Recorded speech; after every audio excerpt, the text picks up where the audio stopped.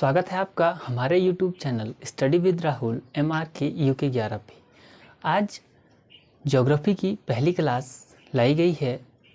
किस प्रकार से ज्योग्राफी के क्वेश्चंस किए जाते हैं और भारत का अध्ययन किस प्रकार से किया जाएगा, आप वीडियो के साथ बने रहें।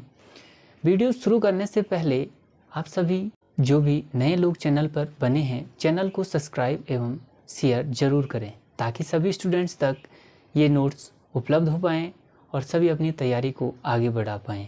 हालांकि सभी लोग तैयारी करते हैं और अपने स्तर से करते हैं, लेकिन जो नए स्टूडेंट्स हैं जो तैयारी करना चाहते हैं, मैं हालांकि आप सभी को पहले भी बता चुका हूं, जो स्टूडेंट तैयारी करना चाहते हैं अभी हाल फिलहाल में, तो उन्हें जब तक सिलेबस का पता चल पाता है तब तक काफ़ी टाइम हो जाता है। इसलिए यदि आप लोग पढ़ने वाले हैं या आपके रिलेटिव कोई पढ़ने वाले हैं तो आप चैनल को अधिक से अधिक शेयर करें ताकि वे अपने नोट्स जल्द से जल्द उपलब्ध कर पाएँ, जिससे अपनी तैयारी को आगे बढ़ा सकें। तो आइए देखते हैं आज का टॉपिक, भारत का भूगोल यानी भौगोलिक परिचय। भारत का भौगोलिक परिचय में सबसे पहले हम देखेंगे ग्लोब के माध्यम से। एक छोटा सा ग्लोब बनाएंगे। यह है आपकी 0 डिग्री रेखा जो पृथ्वी को 2 गोलार्धों में बांटती है, यानी उत्तरी गोलार्ध और ये आपका दक्षिणी गोलार्ध। उत्तरी गोलार्ध में आपका 23.5 डिग्री कर्क रेखा और दक्षिणी गोलार्ध में आपका 23.5 डिग्री मकर रेखा को दर्शाया गया है। उसके बाद आपका उत्तरी गोलार्ध का 66.5 डिग्री और दक्षिणी गोलार्ध में आपका 66.5 डिग्री, ये सभी अक्षांशीय रेखाएं हैं। अर्थात अक्षांशीय एवं देशांतरीय रेखाओं का विस्तार किस प्रकार से किया गया है। जो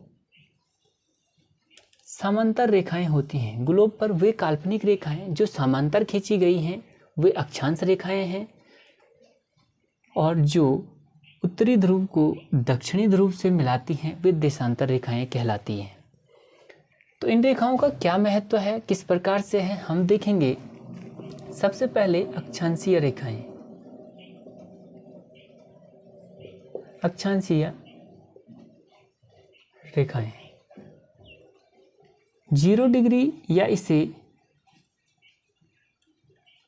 भूमध्य रेखा या विषुवत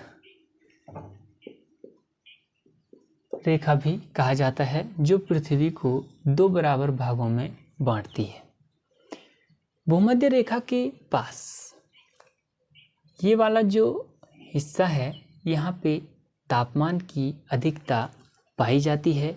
जैसे जैसे ध्रुवों की ओर जाते हैं तो तापमान कम होता चला जाता है। ऐसा क्यों होता है? क्योंकि आपने देखा होगा जो सूर्य की स्थिति है, सूर्य की किरणें विषुवत रेखा यानी भूमध्य रेखा पर सीधी पड़ती हैं, जिससे इन क्षेत्रों में अत्यधिक गर्मी होती है। लेकिन जो पृथ्वी है उसका अपना झुकाव होता है, 23.5 डिग्री पृथ्वी अपने अक्ष पर झुकी होती है। इस झुकाव के कारण यहाँ पे दिन और रात की स्थिति बनती है, जहाँ पे वो 24 घंटे में अपना चक्कर लगा पाती है। तो जिससे सूर्य का प्रकाश कभी भी ध्रुवों पर देखिए सीधा नहीं पड़ता है और ना ही यहाँ सीधा पड़ता है। तो जिससे यहाँ का जो तापमान होता है ध्रुवों का, वो हमेशा कम होता है। ध्रुवों की ओर जाने पर तापमान कम हो जाता है। काफ़ी बार यहाँ से क्वेश्चन पूछे जाते हैं कि निम्न में से कौन सा कथन सही है। अर्थात 2 या 4 कथन आपको दे दिए जाते हैं कि भूमध्य रेखा के पास तापमान अधिक होता है या विषुवत रेखा पर तापमान अधिक होता है, तथा ध्रुवों की ओर जाने पर तापमान कम हो जाता है। उसके बाद इन्हीं में से आपको ऑप्शंस गलत करके दे दिया जाता है, जिसमें से पूछा जाता है कौन सा सही कथन है। तो इस प्रकार के क्वेश्चनों को थोड़ा ध्यान से देखिए। उसी प्रकार जब इसका विस्तार हो जाता है तो ये कर्व ये जो आपकी सीधी समांतर रेखाएं हैं वे अक्षांश रेखाएं हैं। काल्पनिक रेखाएं इन्हें भूगोल के अध्ययन को सरल एवं सुगम बनाने के लिए खींचा जाता है। हालांकि रियलिटी में ये रेखाएं पृथ्वी पर हैं नहीं, लेकिन इन्हें एक भूगोल का सरल एवं सुगम अध्ययन के लिए खींचा गया है। अक्षांश रेखाएं समांतर रेखाएं होती हैं। इनकी कुल संख्या 180 अक्षांश रेखाएं होती हैं तथा इनका महत्व क्यों है? अक्षांश रेखाएं इसलिए खींची गई, ये किसी स्थान की, यानी अक्षांश रेखाओं का महत्व है आपका किसी स्थान की अवस्थिति अर्थात वहाँ का वातावरण यानी मौसम एवं तापमान को ज्ञात करने के लिए अक्षांश रेखाओं को प्रदर्शित किया जाता है। अक्षांश रेखाओं के माध्यम से हम किसी भी स्थान के तापमान एवं वहाँ के मौसम की जानकारी को एकत्र कर पाते हैं। इसलिए अक्षांश रेखाएं इस ग्लोब पर खींची गई हैं। जब हम विश्व भूगोल के अंतर्गत पढ़ेंगे तो आपको पूरा ग्लोब का अध्ययन कराएंगे। यहाँ पे हमें केवल भारत की स्थिति देखनी है, तो भारत की जो स्थिति है वो विषुवत रेखा से ऊपर बनती है, जो चतुष्कोणीय बनती है। इसके बाद देखेंगे हम जो देशांतरीय विस्तार है। देशांतरीय विस्तार यानी देशांतरीय रेखाएं आपका ग्लोब पर उत्तरी ध्रुव को दक्षिणी ध्रुव से मिलाने वाली जो रेखाएं होती हैं वे देशांतर रेखाएं कहलाती हैं। देशांतर रेखाओं की जो संख्या होती है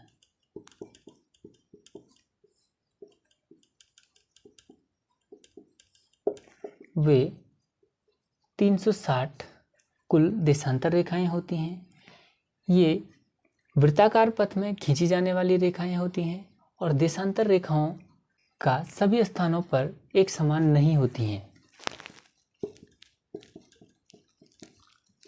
जो देशांतर रेखाएं होती हैं उनमें दूरी सभी जगह समान नहीं होती हैं। आप देख रहे होंगे कि ध्रुवों पर दूरी कम हो जाती है।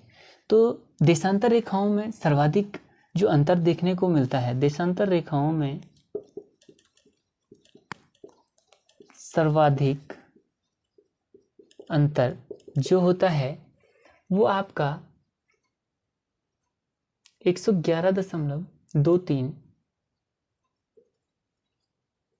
किलोमीटर का होता है, जो कहाँ पे भूमध्य रेखा पर, यानी भूमध्य रेखा पर दो क्रमागत, यहाँ पे क्रमागत का तात्पर्य है एक के बाद एक, दो क्रमागत देशांतरों के मध्य जो दूरी का अंतर होता है वो 111.23 किलोमीटर होता है। इनके बीच जो गैप होता है वो 111, जबकि जो अक्षांशीय रेखाओं के बीच का जो अंतर होता है वो केवल 111 किलोमीटर का होता है।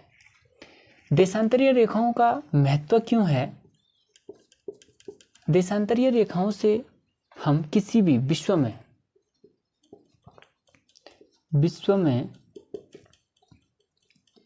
किसी भी स्थान या देश के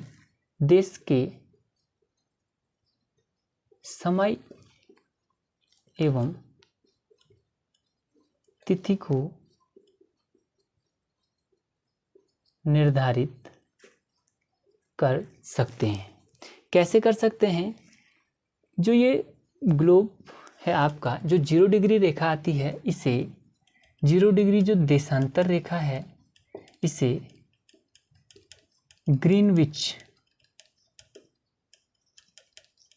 रेखा के नाम से भी जाना जाता है, क्योंकि ये लंदन के ग्रीनविच शहर से गुजरती है और इसी 0 डिग्री से हम किसी भी देश का समय निर्धारित कर सकते हैं। यदि हमें किसी देश के मानक समय रेखा का पता होता है तो यहाँ पे देखिए, जब पृथ्वी अपने अक्ष पर 23.5 डिग्री झुकी होती है तो इसे अपना अक्ष का एक चक्कर लगाने में 24 घंटे लगते हैं। जो पृथ्वी है वो अपने अक्ष पर 23.5 डिग्री झुकी होती है और इसी झुकाव के कारण यहाँ पे दिन और रात की स्थिति बनती है। तो जब पृथ्वी 24 घंटे में 360 डिग्री घूम जाती है, यानी अपने अक्ष पे घूमती है, तो 1 आवर्स में पृथ्वी 60/24, 6 से काटेंगे इसे तो ये 60 में कट जाता है और यहाँ पे 15 डिग्री आ जाएगा।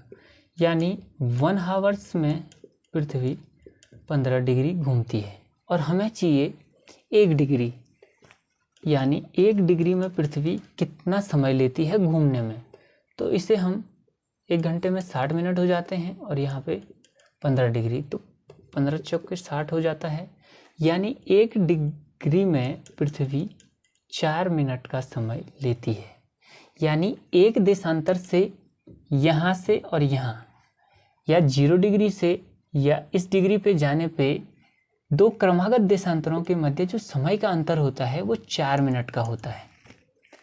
ये अगर यानी 1 डिग्री पार करने में 4 मिनट लेती, 2 डिग्री पार करने में 4 मिनट लेती, 10 डिग्री पार करने में, उसको हम मल्टीप्लाई कर देंगे क्योंकि हमने ये 1 डिग्री की वैल्यू निकाली है। तो इसके बाद किसी देश का अगर हमें मानक समय रेखा पता है, जैसे सपोज दैट भारत की जो मानक समय रेखा है वो है आपका 82.5 डिग्री। 82.5 डिग्री को यदि हम 4 से मल्टीप्लाई करते हैं, सहूलियत के लिए आप इस पे वो लगा दीजिए और इसे मल्टीप्लाई कर दीजिए 4 से, तो ये आ जाएगा आपका लगभग 5.5 घंटे का डिफरेंस निकल जाता है। यानी जो भारत का समय है, भारत की जो स्थिति है वो आपका ग्रीनविच से 5.5 घंटे भारत का समय आगे है। यानी सपोज दैट अगर ग्रीनविच पे दिन के 1 बजते हैं तो भारत में यहाँ पे शाम का 5.5 घंटे आगे चले जाएगा, 6:30 बजता है, तो यहाँ पे 1 बजता है। तो यानी जो 0 डिग्री रेखा है उससे आगे जाने पर समय में वृद्धि होती है, समय बढ़ता जाता है, और पश्चिम की ओर जाने पर समय घटता जाता है। कैसे? ये जो 0 डिग्री की रेखा समय को निश्चित करती है, यहाँ से आगे बढ़ने में समय को बढ़ाया जाता है, यानी समय प्लस हो जाता है। जो यहाँ पे एक्चुअल टाइम होगा जो लंदन में ग्रीनविच में, उससे पूर्व की ओर बढ़ने पे दिन भी बढ़ता है और आपका समय भी बढ़ता है। उसी प्रकार पश्चिम की ओर जाने पर तो यहाँ पे जो एक्चुअल टाइम होगा उसमें माइनस कर देंगे, ग्रीनविच के टाइम में माइनस कर देंगे उसमें। तो इस प्रकार से हमने देखा कि 5.5 घंटे का डिफरेंस आ जाता है। इसी देशांतर रेखाओं के बीच में एक रेखा तिथि निर्धारित करने के लिए की जाती है। यहाँ पे देखिए एक 180 डिग्री देशांतर रेखा, जो 180 डिग्री देशांतर रेखा है ये तिथि रेखा के नाम से भी जाना जाता है। यहाँ से भी काफ़ी बेसिक क्वेश्चन बनने की संभावनाएं बनी रहती है कि निम्न में से किस देशांतर रेखा को तिथि रेखा के रूप में जाना जाता है, या ग्रीनविच रेखा या 0 डिग्री को किस नाम से जाना जाता है। तो ये ग्रीनविच रेखा के नाम से जानी जाती है, और 180 डिग्री जो देशांतर रेखा है ग्लोब पर खींची गई वे आपका तिथि रेखा के रूप में खींची गई है, क्योंकि 180 डिग्री रेखा को 1884 में वाशिंगटन में तिथि रेखा निर्धारित किया गया, जिसके द्वारा विश्व में सभी देशों के लिए तिथि को निर्धारित किया गया। यहाँ पे देखेंगे जो 180 डिग्री के पूरब में जो देश होते हैं वहाँ पे एक दिन अधिक होता है। यानी अगर हम भारत में हैं पूर्व में, तो यहाँ पे आज वर्तमान में अगर 2 तारीख है जून की, तो आप देखेंगे कि पश्चिम में आपका 1 जून होगा। तो इसीलिए यहाँ से हमने ग्लोब का अध्ययन देखा, और इसके बाद हम देखेंगे कि भारत के सापेक्ष में किस प्रकार से भारत का भौगोलिक परिचय अर्थात भारत किस प्रकार से विस्तृत। अब इसके बाद हम भारत के सापेक्ष में देखेंगे कि किस प्रकार से अक्षांश एवं देशांतरीय विस्तार किया गया है। देखें, जो भारत का अक्षांशीय विस्तार है, अक्षांशीय विस्तार है वो आपका 8 डिग्री 4 मिनट, यानी जो 8 डिग्री 4 मिनट है वो साउथ में स्थित है, और 37 डिग्री 6 मिनट आपका उत्तर यानी नॉर्थ में स्थित है। उसके बाद जो देशांतरीय विस्तार है, देशांतरीय विस्तार आपका जो गुजरात वाला क्षेत्र है, यहाँ आपका 68 डिग्री 7 मिनट्स और 97 डिग्री 25 मिनट आपका अरुणाचल प्रदेश का किबुथु या वलांगू स्थित है। इसके बाद हम देखेंगे कि भारत को कितने नामों से जाना जाता है। भारत का सबसे पहला नाम आर्यवर्त, उसके बाद भारत वर्ष, उसके पश्चात हिंदुस्तान के नाम से भी भारत को जाना जाता है और इंडिया, देन भारत। इन नामों से हमारे देश को जाना जाता है। जो भारत का क्षेत्रफल है, भारत का क्षेत्रफल है, हम जानते हैं 32,87,263 वर्ग किलोमीटर में हमारा भारत फैला हुआ है। इस प्रकार जो क्षेत्रफल की दृष्टि से अगर विश्व में देखा जाए तो यह विश्व के क्षेत्रफल का 2.43% है। विश्व के क्षेत्रफल का 2.43% है और विश्व में क्षेत्रफल में भारत का स्थान 7वां है। इसी प्रकार जो भारत का सबसे उत्तरी बिंदु और सबसे दक्षिणी बिंदु है, सबसे उत्तरी बिंदु जो 37 डिग्री 6 मिनट पर स्थित है, उसका नाम इंदिरा कौल।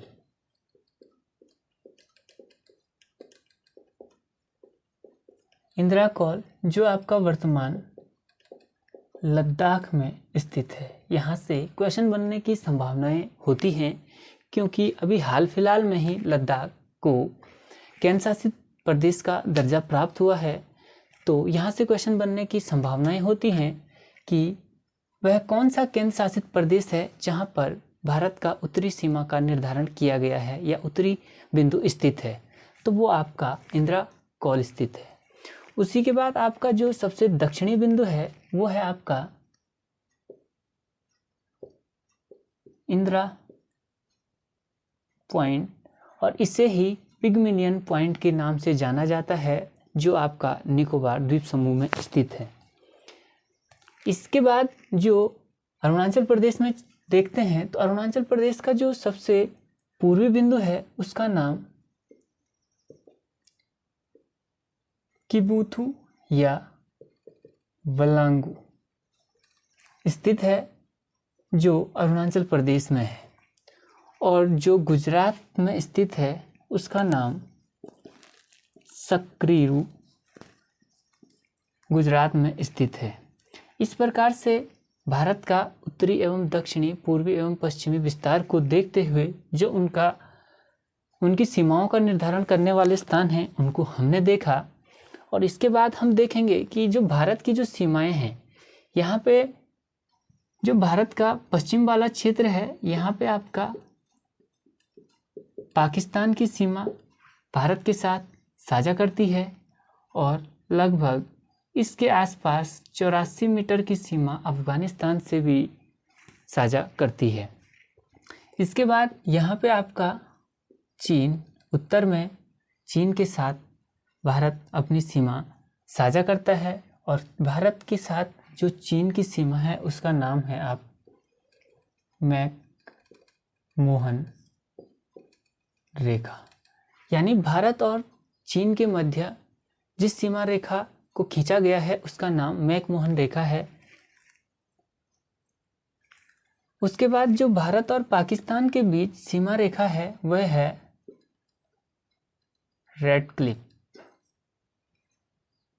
रेडक्लिफ रेखा। इसका नाम इसलिए पड़ा क्योंकि इसे रेडक्लिफ महोदय के द्वारा निर्धारित किया गया था।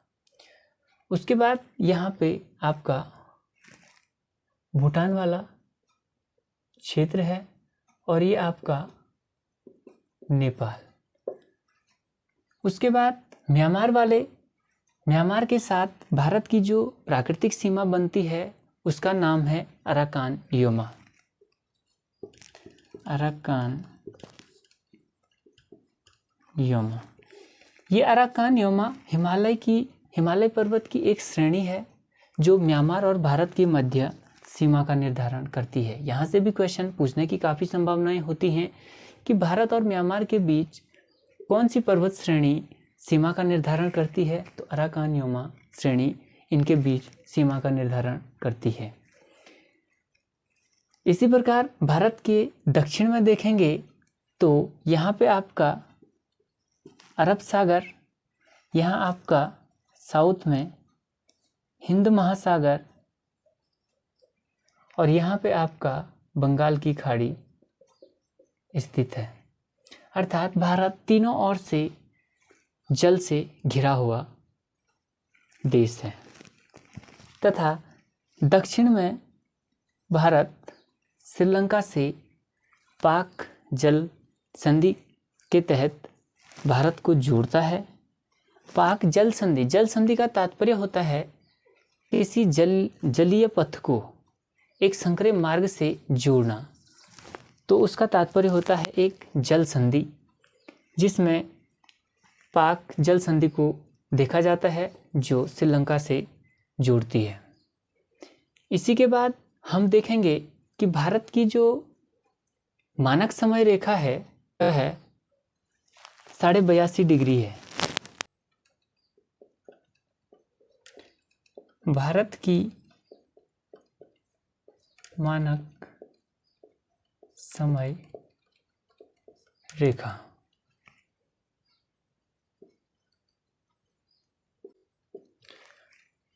भारत की मानक समय रेखा भारत के 5 राज्यों से होकर गुजरती है।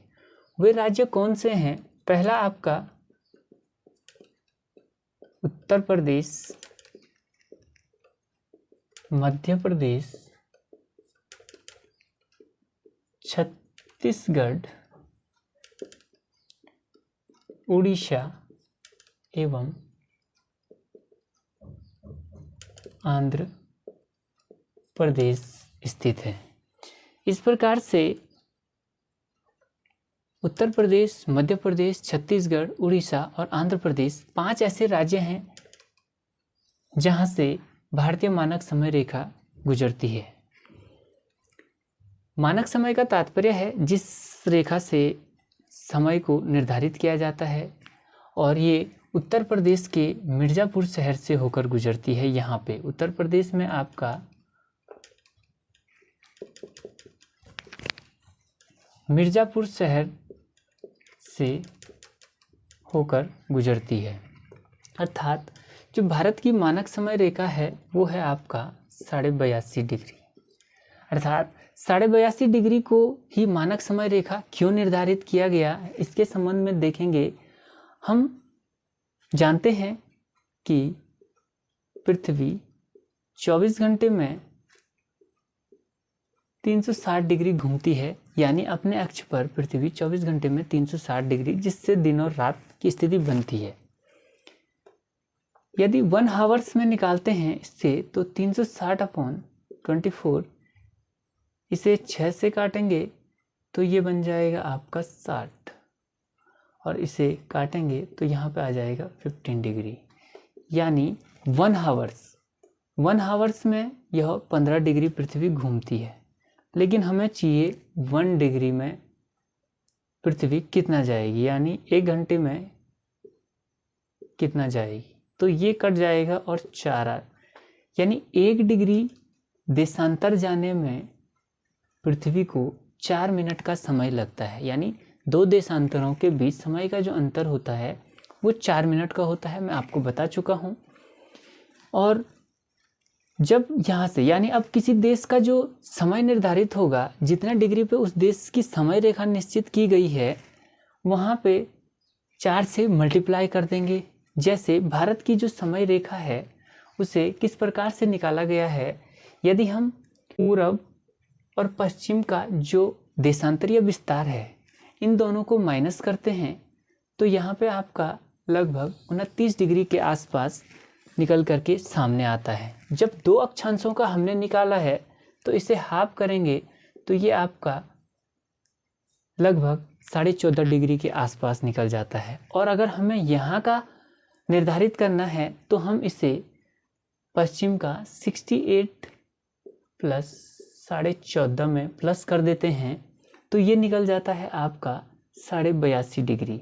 तो इसलिए 82.5 डिग्री को समय का अंतर न हो इसलिए 82.5 डिग्री को भारत की मानक समय रेखा निर्धारित किया गया है। समय का अंतर का तात्पर्य है कि भारत का जो पश्चिमी भाग है गुजरात और पूर्वी भाग है अरुणाचल प्रदेश, इन दोनों के समय को अगर डिवाइड करते हैं तो लगभग 2 घंटे का अंतर आता है। और भारत में राष्ट्रीय कार्यक्रमों को प्रसारित करने के लिए सभी जगह अलग टाइम निर्धारित नहीं किया जा सकता है। तो इस समस्या को दूर करने के लिए 82.5 डिग्री को भारत की मानक समय रेखा निर्धारित किया गया जो भारत के बीचों बीच से होकर गुजरती है। इसलिए 82.5 डिग्री को निर्धारित किया गया है। और यदि हम 82.5 डिग्री को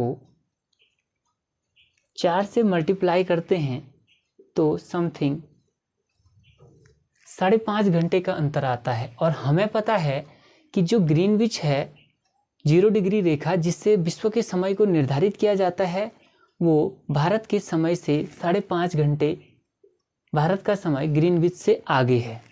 तो इसलिए इस रेखा को निर्धारित किया गया है और भारत की मानक समय रेखा को जो भारत के 5 राज्यों से होकर के गुजरती है। यहाँ से काफ़ी इम्पोर्टेंट क्वेश्चंस बनता है। जो मानक समय रेखा है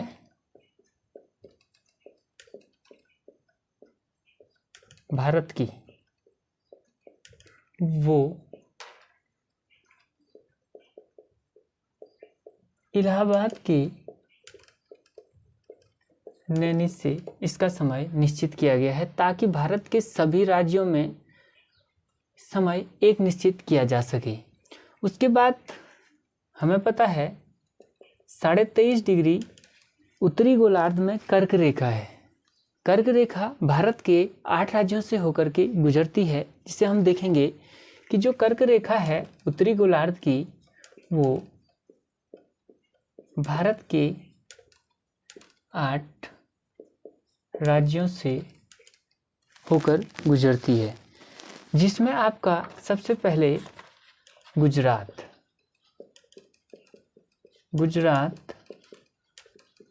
राजस्थान, मध्य प्रदेश, छत्तीसगढ़, उसके बाद आपका झारखंड, उसके बाद आपका पश्चिम बंगाल और अंत में आपका मिजोरम और यहाँ पे एक त्रिपुरा। तो ये 8 राज्य हैं जिसमें से कर्क रेखा गुजरती है। और कर्क रेखा पर 21 जून को सूर्य लंबवत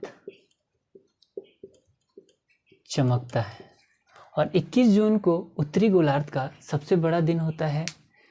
इस प्रकार हमने देखा कि आज जो भारत का भौगोलिक परिस्थितियां हैं किस से क्या क्या सीमाएं लगती हैं। इसके बाद हम सीधे अगली क्लास में आपको इससे संबंधित जितने भी MCQ बनते हैं उससे रिलेटेड सारे फैक्ट लेके आएंगे। तो इस वीडियो को यहीं समाप्त करते हैं और क्लास के साथ बने रहिए।